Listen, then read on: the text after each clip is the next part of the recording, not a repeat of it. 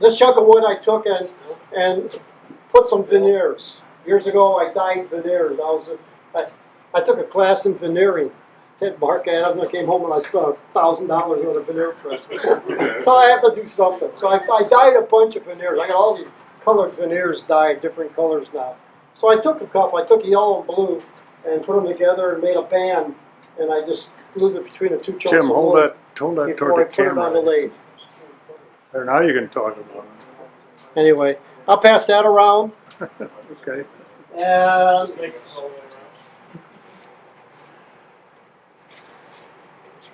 Hold it up, Sherry.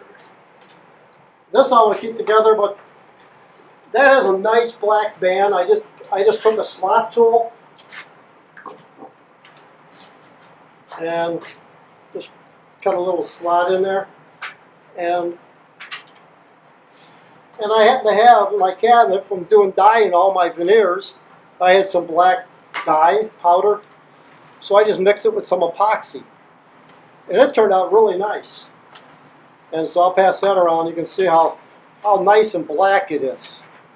Now the only thing I had to do ahead of time was, once I had it done, and before I coated it with varnish, or before I did too much sanding and stuff on there, I had sand.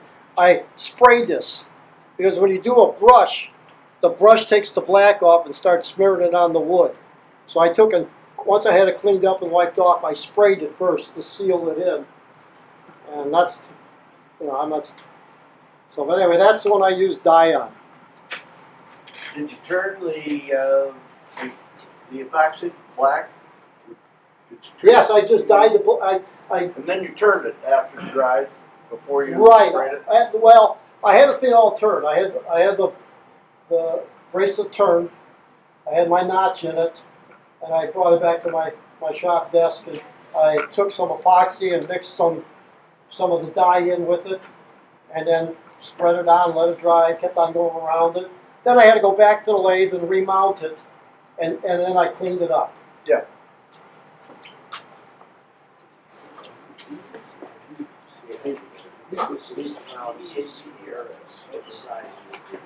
These two, I just got some glitter.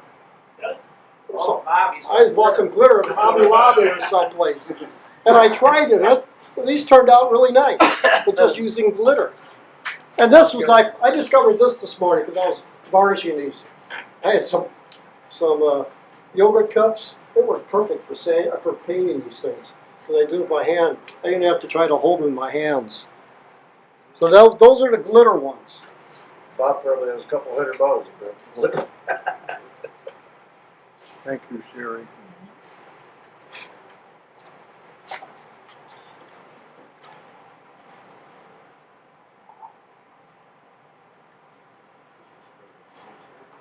This was my ebony, and I had some micro powder, micro pearl from artchemicals.com, and I mixed that with some epoxy and stuck in there.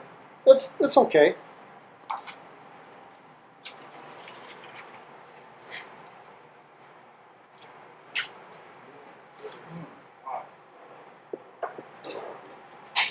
Uh-oh.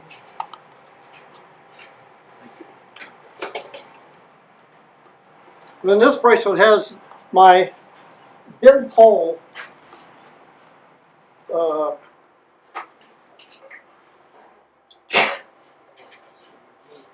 touches on it. I just made a vessel. This is for a friend. I'm making it for a friend, and I'm calling it the Freedom vessel, because when Binh Pho escaped Vietnam, he went down to the river bed, and it was just filled with tons of dragonflies in his book. The place was just swarming with dragonflies. So I put some dragonflies on there with a blue band representing water. So I call it the Freedom Band. I'm going to give it to my friend.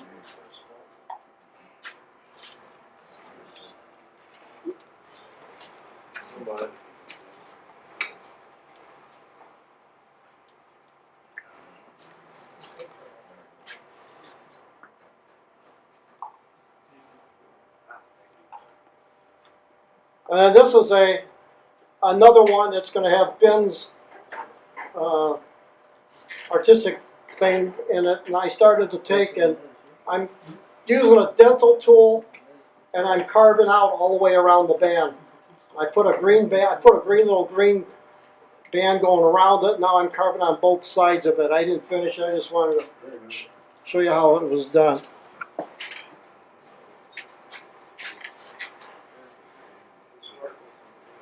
And then finally, that was the band I brought in last month. And this one was, these are really, really hard to do because you have to create a perfect square.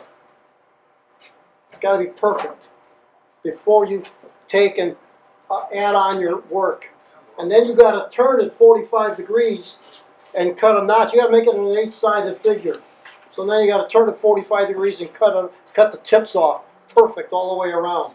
And I created a jig to do that. And I just thought on my way over here tonight that I got a better idea. I'm going to take with that peg I got going in. I'm going to put a peg in the middle of that board first so it stays perfectly in place, and then do my cutting. So it just revolves around a pivot point. Because that's the hardest thing. Once you get the perfect cube done, you gotta put it on your lathe. You gotta put a center point on it. And if it's off just a hair, you can see it on this one. There's one spot up past around, one little tiny side, because it was off front and back.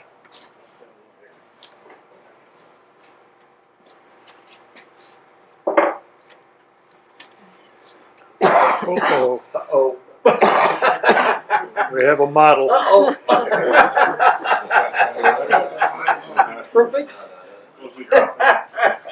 Get out your checkbook, honey. They're cut off your arm. And then last month when I think I brought one in, they had like a figure 8 going around it, around the bracelet. This is how I make them. The first thing you got to do in your piece of wood, and you can work a square piece of wood. You don't have to be round. This happens to be round, but you got to drill. You got to drill 2 holes in it so that you can put it together, and it helps when you're trying to set it back up that you can just realign everything when you're gluing it together. You can realign everything as you glue it. So this one,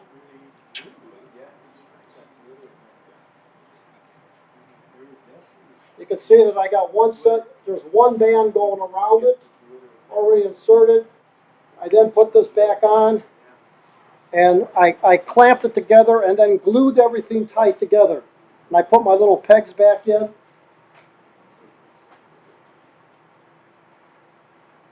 And I glued it back together. And once I put the glue on and got my clamps on, I pulled the peg. You got to pull your pegs out, or else they get glued in there too. So I pulled those out. Okay. When you did this center band, the dark band, was that was glued? Yeah. The original piece was glued? Yeah. The band is just the band's just glued. Oh, yeah, I mean, you got this wood with a different type of wood, right? Glued together.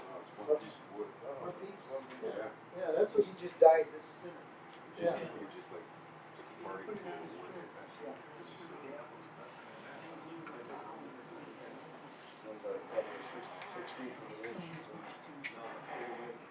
So once I had that first piece glued in, you then take and put it back into your jig on the lathe, and then you turn it 90 degrees, and then you run it back through your lathe, my bandsaw. You run it back through your bandsaw, nice and slow. I have a 12. It's got about 12 teeth on my bandsaw blade, and I went really because this is leopard wood, and it's really hard. And if you go too fast, the blade just gets screwed all over the place. And so you got to go really nice and slow.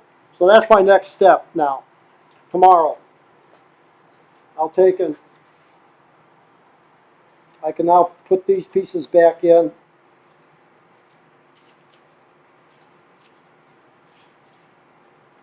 You glue up those pieces of veneer on both sides and put it in to squeeze hell out of it. I put some clamps here. Yeah, then I just put some clamps on there. And then now I have my figure 8 going around. So then when I do the bracelet, I'll now center the bracelet between the veneers. What is the orange material? What? The orange material, what is it? It's just veneers. It was a maple veneer that I had some white maple veneers that I dyed everything. Yeah. So you can pass that around. You can see how you can pull it apart and see how I put it together.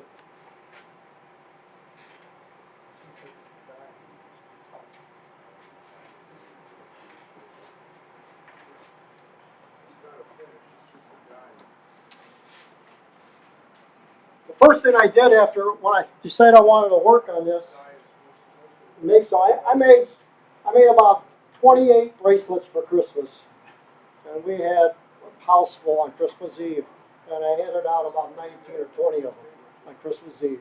So that was I had to make different sizes. So I got a few left over, but I got to make all these different sizes. So the first thing I do off that handout, they show you the different sizes. I made little templates, so I don't have to mess with, I can just set it up that way. So that made it easy. Was the template for the outside?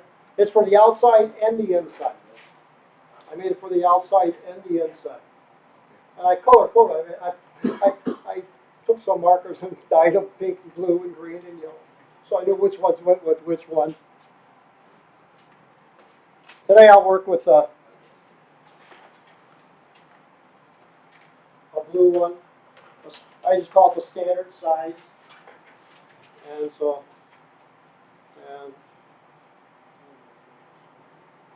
you can see that that's about the thickness of the bracelet, the gap.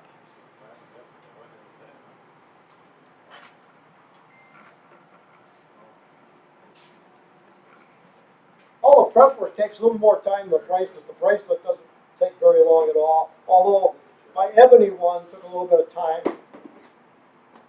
The spalted ones going around, they have a tendency to break. In fact, the one spalted wood that's going around, it looks really nice, and it broke in 4 places. It flew off my lathe and broke apart, and I just took and put it back together, glued it back together, some epoxy, and you can't tell the difference. So it's probably stronger now than it was before. All right. First thing I do is I just try to round this out a little bit.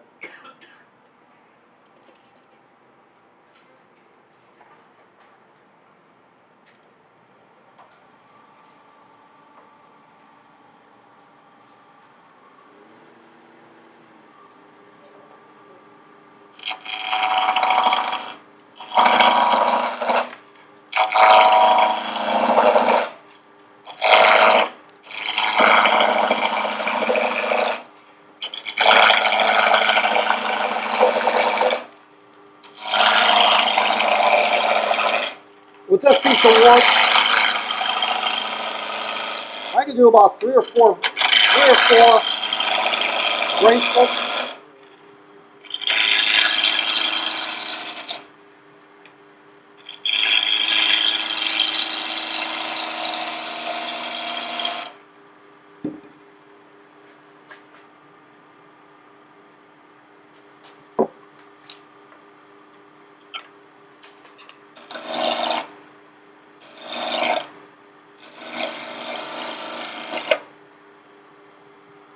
Bob, do we want to turn this red lamp on? I got a lot to go. Okay. That one, I'll get it in a minute, yeah. I don't need it right now.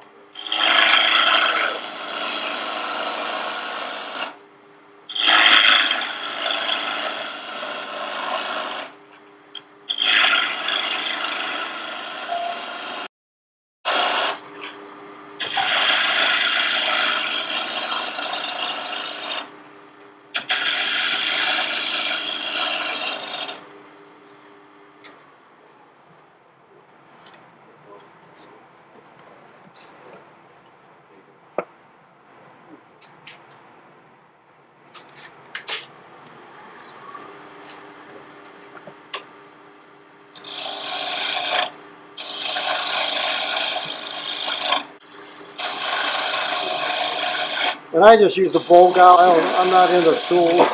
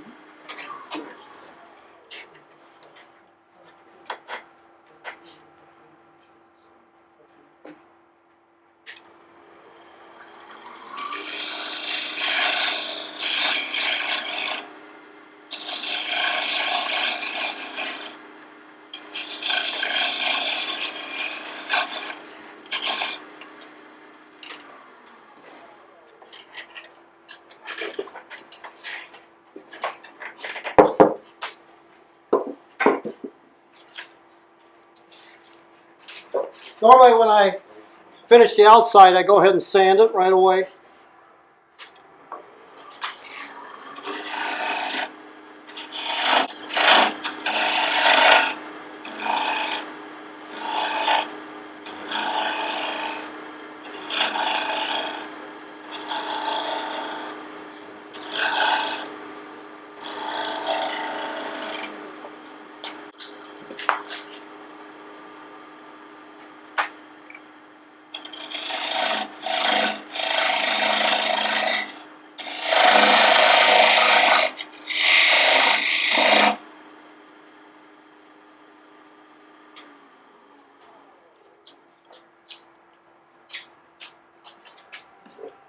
I make the bracelets 1.25 inches wide.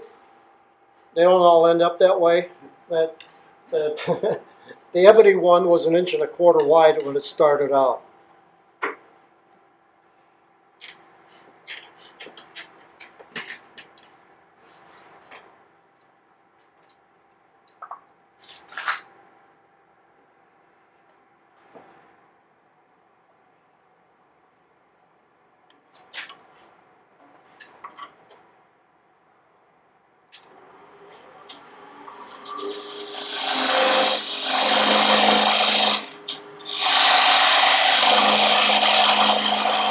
This is just a piece of poplar, I think. Yeah. All right, I got my outside. I could take it around the corners a little bit.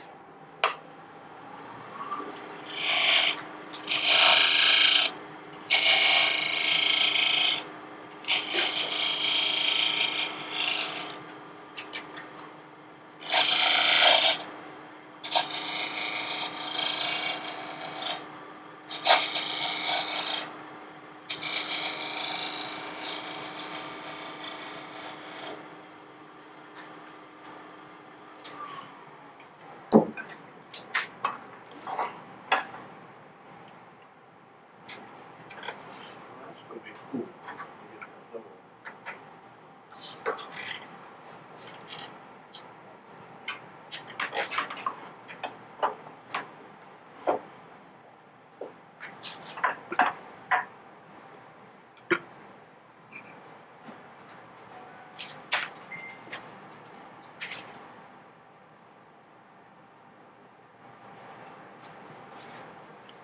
Give them a better light, Ray. That's okay.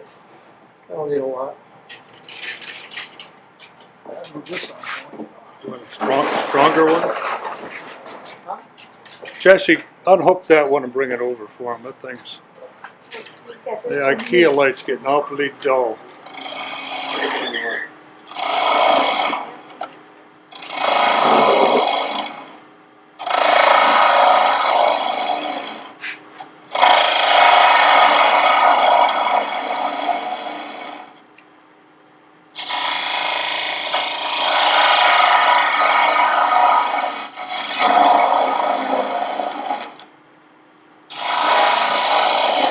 I go in about,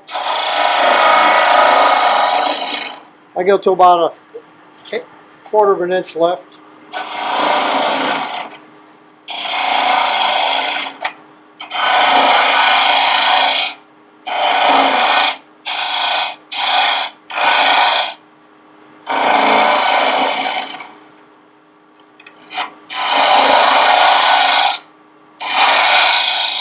Of course, this was a little bit easier to use than cut than the other stuff.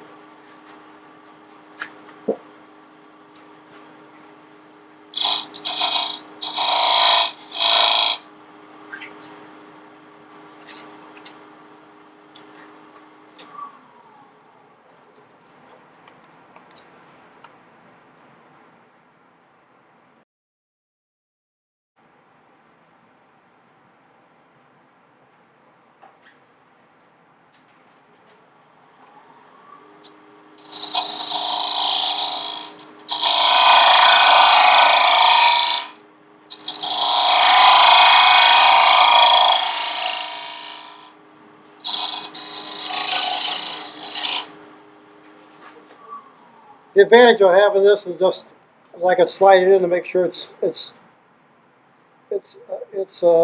even all the way in. It's a little tight.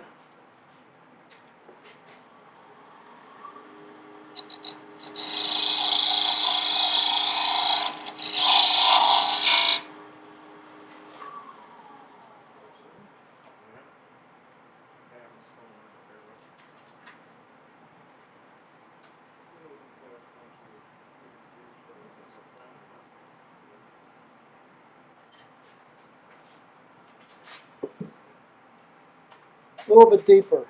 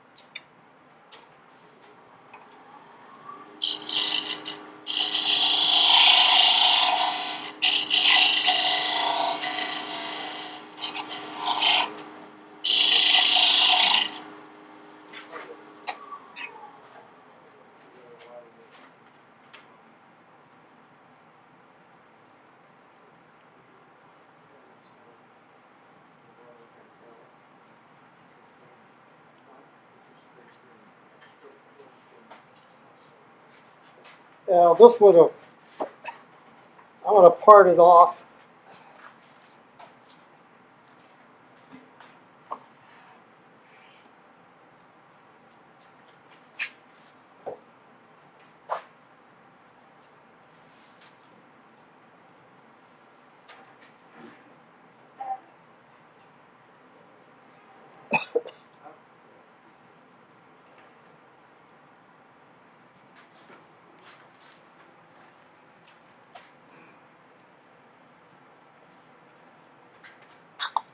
I'm going to make it a hair wider to fit my jig.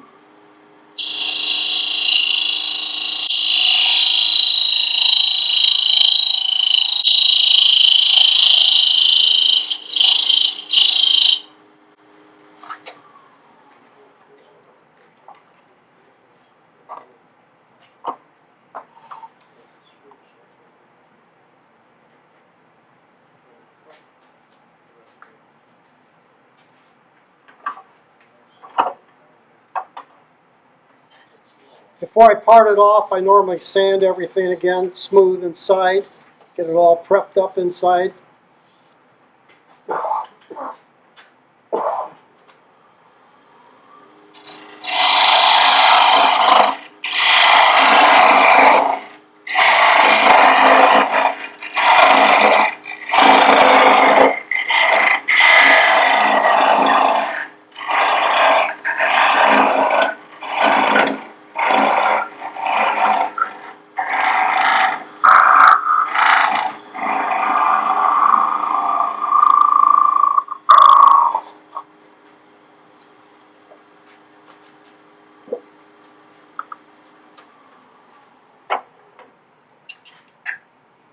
Now I can go ahead and start start doing some more bracelets. Just start cutting more out, and then when I get done, then I can start putting them on the other jig to finish the back side. So I can do about 4 of them on this chunk of wood.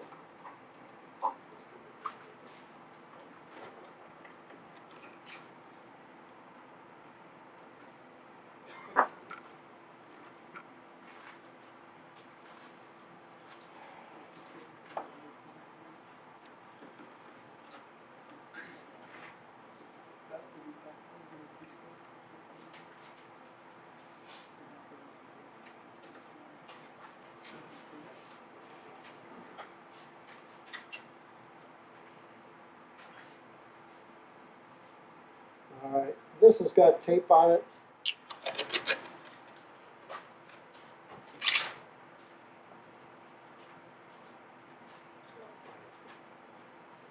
Oh, yeah. This is how I planned it.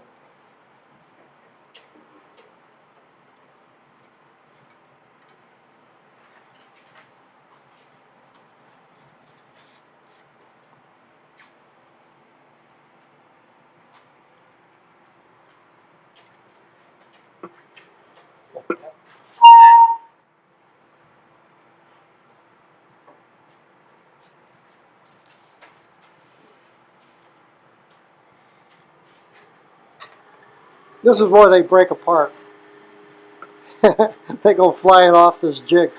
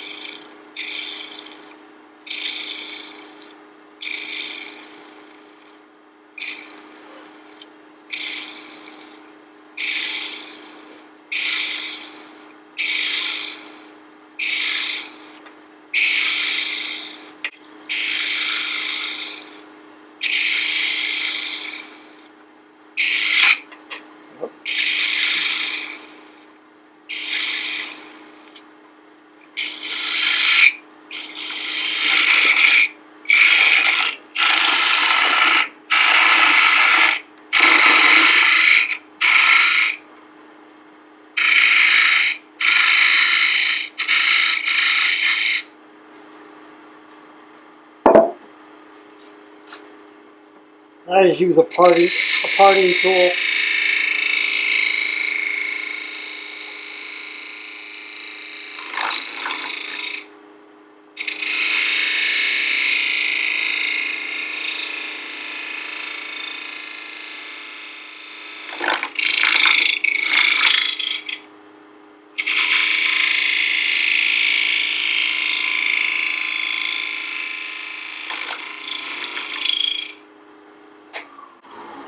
Tim, why don't you, what's the purpose on flipping it and cutting the other side? Why don't you just do the hole all the way through and then part it off? I don't know. I feel safer. I feel safer this way. I'm a rookie. I'm a rookie.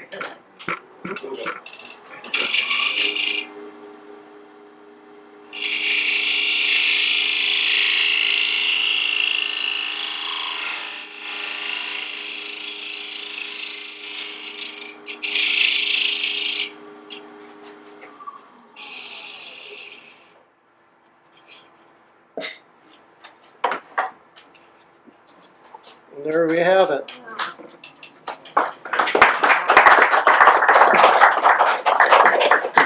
Well, I have enough wood left if anybody wants to try and make one.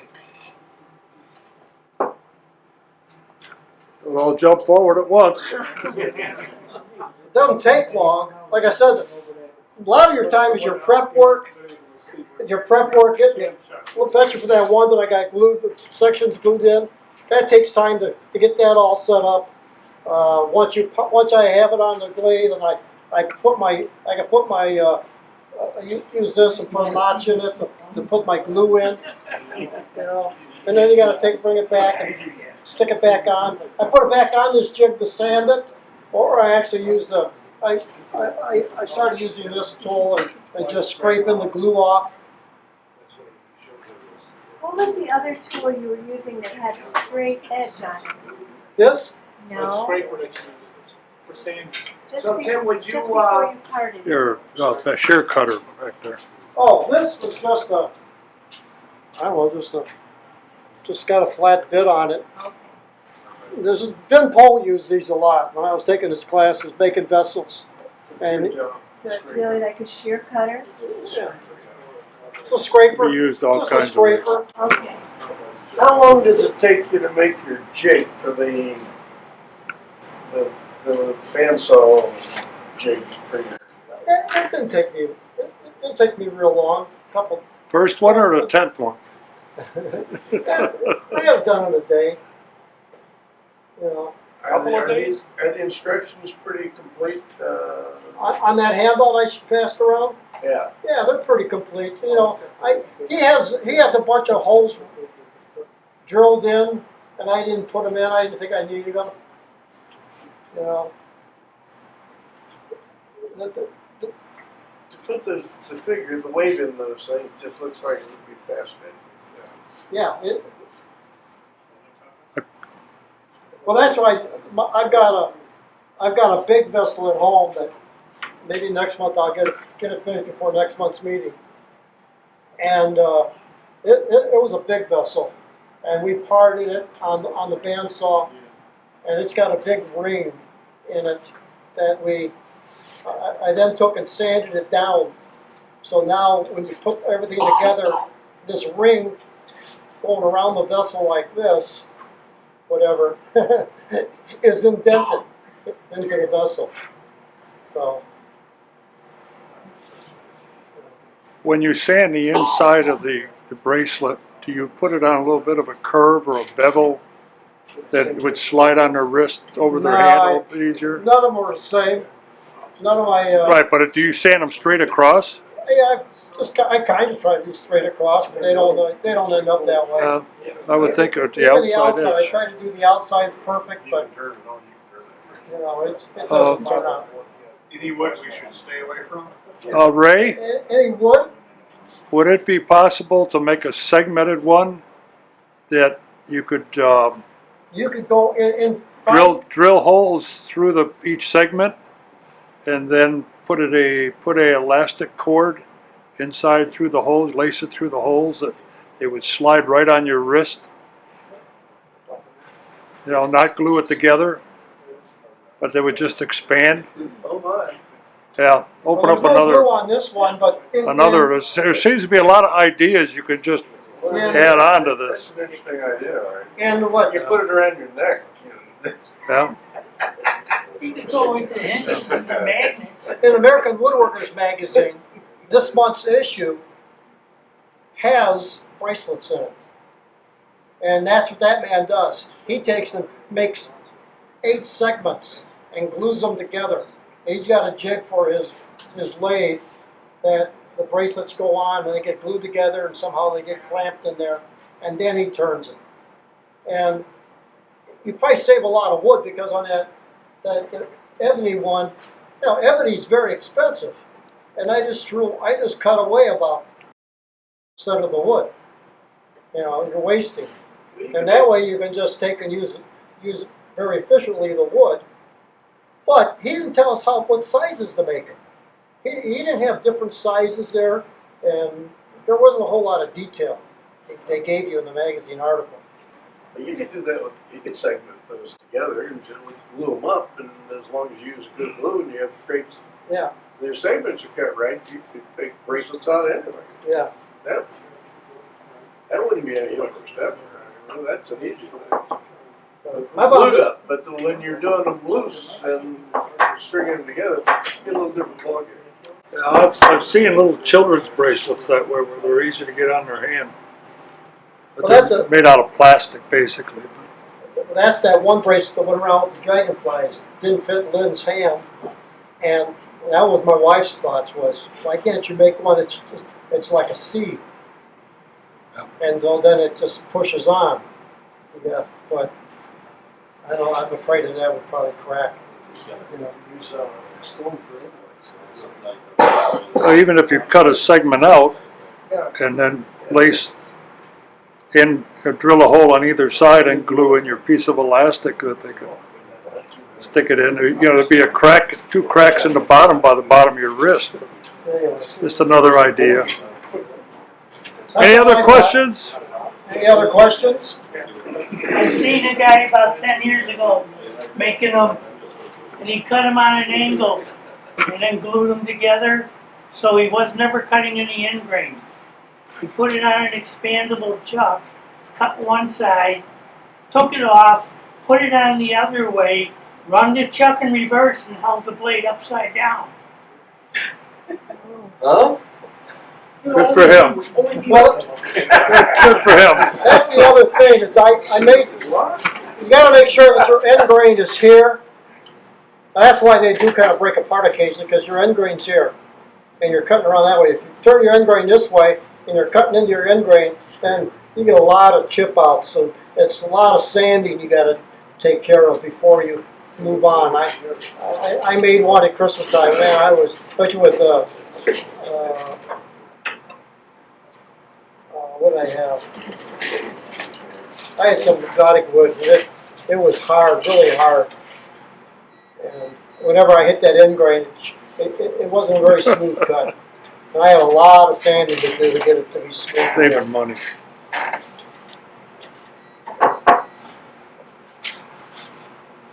Anybody else? All right, how about a round of applause?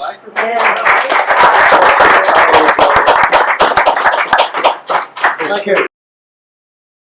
I understand that, yeah. These are the ones you're making? Nice looking. Well, there's already a something. Yeah. Just stick it in. Stay. I read it as a 3/16 square inch radius. What are you talking about? Those wheels, the spark wheels, were all from They have the radius all the way back. Really light cut. That's right. Really, really. But They're sitting on a jig. Yeah, yeah. It's just